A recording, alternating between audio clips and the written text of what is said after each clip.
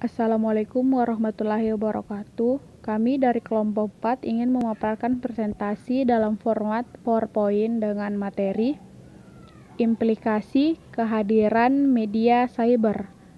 Langsung saja, saya Fitrajan Anwar akan memaparkan materinya.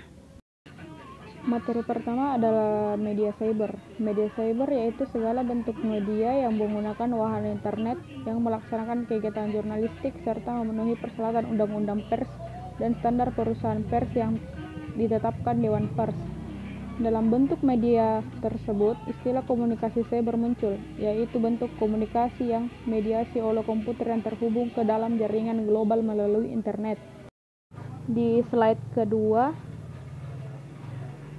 ada menipisnya hegemoni dan berkembangnya demokrasi media.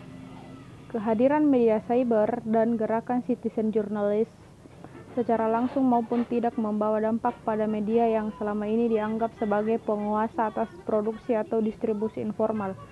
Sebab jaringan internet memberikan kemudahan akses warga dalam membuat akun, misalnya situs jejaring sosial, web blog, hingga membuat situs sendiri. Pada kenyataannya menambah sumber untuk memproduksi dan mendistribusikan media. Warga melalui internet juga mengumpulkan dan memilah perspektif berita yang ingin dibacakan sekaligus bisa terlibat dalam menkonstruksikan peristiwa yang dipublikasi dalam jurnalisme warga.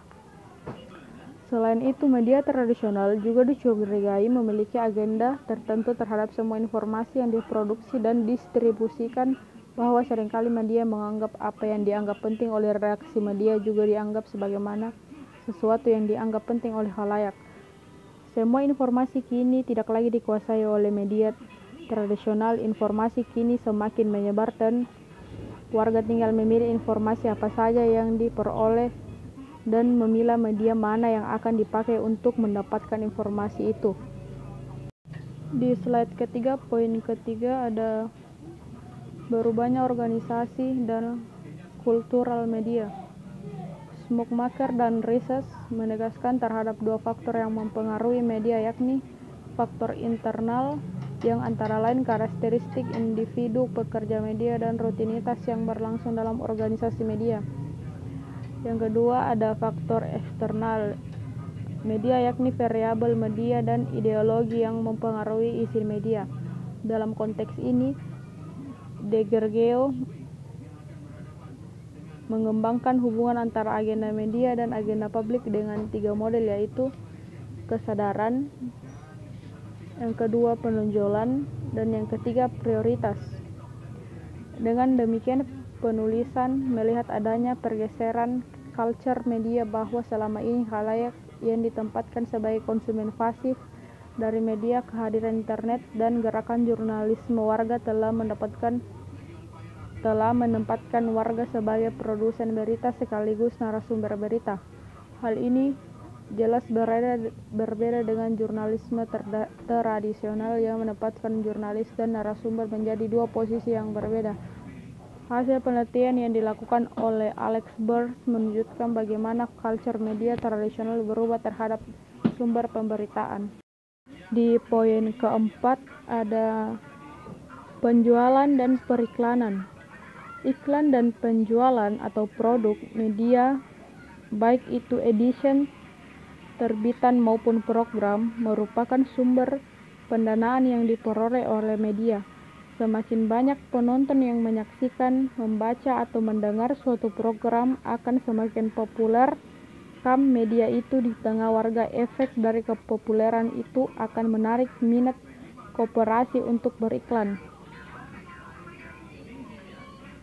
Suatu berita yang ditayangkan di stasiun TV, misalnya satu berita yang dibacakan di sela-sela program acara lain atau dikenal dengan sebutan breaking news dan berdurasi tak lebih dari 1 hingga 3 menit, tentu saja melibatkan tidak hanya pembaca berita yang tampak di televisi, tetapi juga melibatkan kameramen, penata cahaya, satarias, penulis berita, hingga reporter dan kameramen person di lapangan. Kehadiran media siber tentu menambah sesak persaingan industri media dalam menghasilkan konten dalam hal merebut para pengiklan. Teknologi internet tidak hanya memberikan layanan membaca konten sebagai yang ditawarkan oleh media cetak, tetapi juga memberikan alternatif untuk mengakses konten melalui beragam media seperti foto, video, dan musik. Dengan demikian, kehadiran media siber dan munculnya media jurnalisme warga tidak hanya menambah keragaman media dan mempublikasikan dan medium distribusi konten, tetapi juga telah menjelma menjadi suatu persaingan di industri media dalam penjualan serta periklanan. Selanjutnya ada poin kelima, yaitu berita.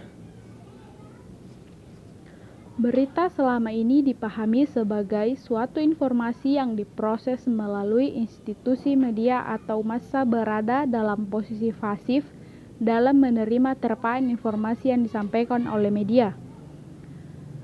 Namun kehadiran internet dan media cyber membawakan pengaruh terhadap proses produksi berita, sebagaimana yang terjadi di perusahaan tradisional. Dan tak kalah pentingnya yaitu bagaimana khalayak meresponsisi dirinya tidak hanya sekedar menjadi konsumen ensik, tetapi juga telah menjelma menjadi produsen. Dalam jurnalisme warga, berita yang dihasilkan warga pada dasarnya merupakan hasil kerja individu frame. Peristiwa yang terjadi di lapangan juga dikonstruksikan menurut pandangan dan hasil seleksi. Namun perbedaan yang lebih tegas antara jurnalis di media tradisional dan jurnalisme warga, yaitu konflik konstruksi terhadap realitas, bisa dikatakan secara independen dilakukan oleh warga sendiri tanpa campur tangan birokrasi redaksi, sebagaimana terjadi di institusi media. Selanjutnya, dengan mengambil konsep framing ini, jurnalisme warga dan jurnalisme yang melakukan di perusahaan media tradisional pada umumnya menjadi dua posisi yang berbeda dalam melihat suatu peristiwa. Perbedaan ini menurut Jen Shaffer dan Civic and Citizen Journalism Distraction, bahwa berita dalam media jurnalisme warga berasal dari apa yang disebut sebagai inside out, yang berbeda dengan liputan yang memakai pola outside in. Media jurnalisme warga juga memungkinkan keterlibatan warga atau khalayak lain untuk mengembangkan opini yang ada di berita. Secara struktur, berita juga menjadi bagian penting yang membedakan jurnalisme warga dan jurnalis di media tradisional. Suatu berita, misalnya straight news atau hard news, merupakan laporan jurnalistik berdasarkan struktur piramida terbalik, bahwa semakin ke bawah dalam struktur berita berarti semakin tidak penting informasi yang akan disampaikan. Beragam media jurnalisme warga dengan karakteristiknya masing-masing selalu hidup tanpa henti juga dengan karakteristik konten dalam jurnalisme warga yang terus-menerus berkembang. Suatu peristiwa yang akan diberitakan akan semakin menambah informasi, data, kritikan, opini, dan sebagaimana dikenal dengan istilah user-generated konten atau konten yang dihasilkan dari pengguna media cyber. Sekian, itu saja presentasi dari kelompok kami. Apabila ada salah kata dan pengucapan, mohon dimaafkan. Wabillahi taufiq wal hidayat. Wassalamualaikum warahmatullahi wabarakatuh.